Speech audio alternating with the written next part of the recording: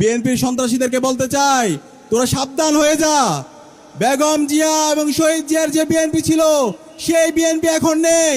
বিএনপিকে এখন আপনার বড় দল বললেন না, তারা একদম ছোট দল হয়ে গেছে। বিএনপি এখন কাপুরুষের দল হয়ে গেছে। এই বিএনপি আমার মা বোনদের উপর হামলা করে, আমার মা বোনদেরকে বিবস্ত্র করার হুমকি দে।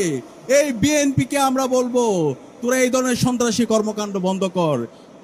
আমরা তারেক জিয়াকে বলবো, এই বিএনপির সন্ত্রাসী যারা আছে, বিএনপির যারা চাঁদাবাজ, টেন্ডারবাজ এবং এই খুনের সাথে যারা জড়িত আছে, তাদেরকে আপনারা বিচারের আওতায় নিয়ে আসেন।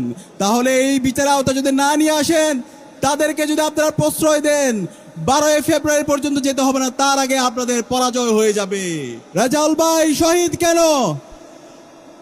তারেক রহমান জবাবে দে, ইন্টারিম জবাবে দে, ইন্টারিম জবাবে দে, নির্বাচন কমিশন জবাবে দে।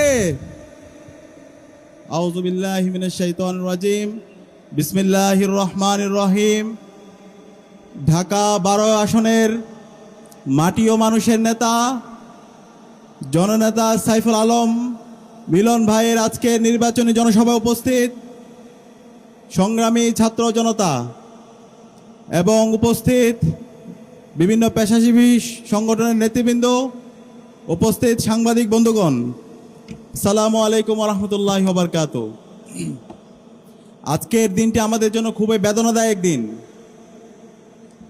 আমরা জুলাই বিপ্লব পরবর্তী বাংলাদেশের মুক্তিকামী ছাত্র জনতার আকাঙ্ক্ষা ছিল, জুলাই বিপ্লবে শহীদরা যে জন্য জীবন দিয়েছিল, একটি ইনসাফ ভিত্তিক বাংলাদেশ বিনির্মাণ করা, সন্ত্রাস মুক্ত, চাঁদাবাজ মুক্ত, টেন্ডারবাজ মুক্ত একটি সমাজ বিনির্মাণ করা। সেই বাংলাদেশ বিনির্মাণের পথে একটি দল সন্ত্রাস, চাঁদাবাজ, টেন্ডারবাজ এবং গুম খুনের সেই সংস্কৃতি ফিরে নিয়ে আসতে চায়। আমরা দেখতে পেয়েছি নির্বাচনের শিডিউল ঘোষণার পরে আধিপত্যবাদী শক্তি আমাদের ভাই শহীদ উসমান হাদিকে হত্যা করেছিল। সেই হত্যার পরে অথর্ব নির্বাচন কমিশন বলেছিল সেটা একটি বিচ্ছিন্ন ঘটনা।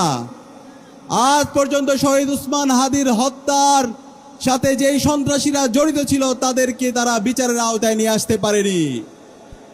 তারই ধারাবাহিকতায় আমরা দেখতে পেয়েছি গতকাল শেরপুরে বাংলাদেশ জামাত ইসলামীর উপজেলা সেক্রেটারি রেজাউল করিমকে বিএনপির সন্ত্রাসীরা কুপিয়ে হত্যা করেছে।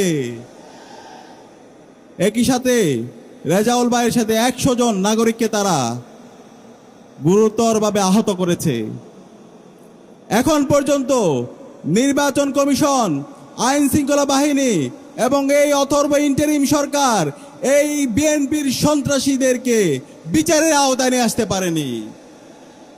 আমরা আশা করেছিলাম যে বিএনপি গত 16 বছরে মজলুম ছিল, যে বিএনপি গত 16 বছরে আমাদের সাথে ফ্যাসিবাদ বিরোধী আন্দোলন করেছে, এই জুলাই বিপ্লব পরবর্তী সেই বিএনপি একই সাথে নতুন বাংলাদেশ বিনির্মাণ করার জন্য কাজ করবে।